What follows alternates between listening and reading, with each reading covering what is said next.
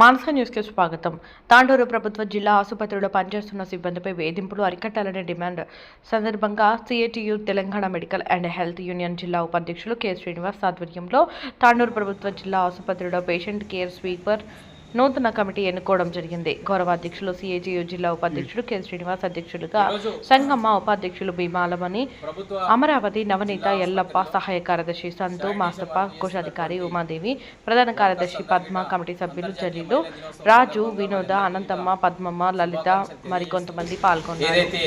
వాళ్ళు 20 సంవత్సరాల నుంచి ఏదైతే ఈ హాస్పిటల్ పరిశుభ్రత కోసం, ప్రజల కోసం వాళ్ళ ప్రాణాలను త్యాగం చేస్తూ శ్రమ చేస్తున్నటువంటి వీరికి ఈఎస్ఐ కానీ, పిఎఫ్ కానీ ఏజెన్సీలు మోసం చేస్తూ, శ్రమ దోపిడీ చేస్తూ వారికి కనీస వేతనం గిట ఏదైతే సుప్రీంకోర్టు సమాన పనికి సమాన వేతనం ఇవ్వాలని చెప్పి అనేక సార్లు ఈ ప్రభుత్వాలకు చెప్తున్నప్పటికీ ఈ యొక్క మహిళల యొక్క శ్రమను దోపిడీ చేస్తూ, అదేవిధంగా మహిళలకు కల్పించవలసినటువంటి ఏదైతే గుర్తింపు కార్డులు కానీ, ఉద్యోగ భద్రత కానీ, రిటైర్మెంట్ బెనిఫిట్స్ కానీ ఏవి గిట కల్పించకుండా ఏదైతే ఏజెన్సీలన్నీ గిట మోసం చేస్తున్నటువంటి పరిస్థితి ఉంది.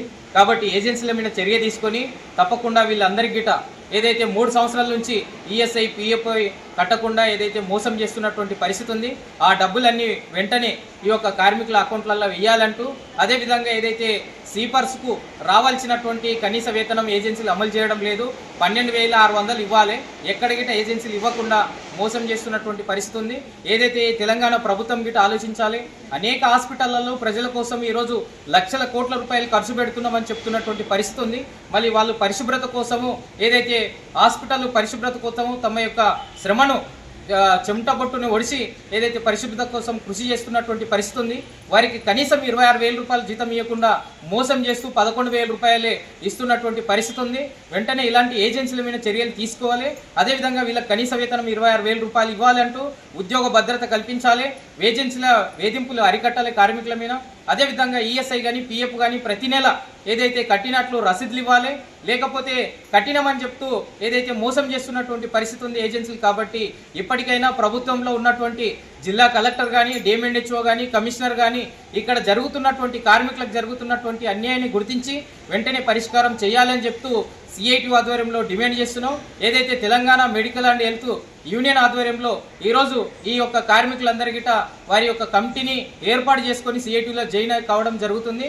కాబట్టి ఈ సందర్భంగా వారికి వెల్కమ్ చెప్తూ ఈ కార్మికుల కష్టాలపైన భవిష్యత్తులో ఈ యొక్క ఏదైతే పిఎఫ్ డబ్బులు కట్టకుండా నిర్లక్ష్యానికి గురి చేస్తున్న ఏజెన్సీ మీద కానీ, ప్రభుత్వం మీద కానీ ఖచ్చితంగా పోరాటం చేసి వాళ్ళ హక్కులు కల్పించే విధంగా వారికి రావాల్సినటువంటి వాటాలు ఈఎస్ఐ కానీ, జీతం కానీ ఖచ్చితంగా పెంచే విధంగా సిఐటి పోరాడుతుందని చెప్పి ఈ సందర్భంగా గుర్తు చేస్తున్నాం. రాబోయే రోజులలో రాష్ట్ర వ్యాప్తంగా ఏదైతే శానిటేషన్ వర్కర్స్గా పనిచేస్తున్నటువంటి వర్కర్లందరినీ గిట ప్రభుత్వ ఉద్యోగులుగా గుర్తించాలి.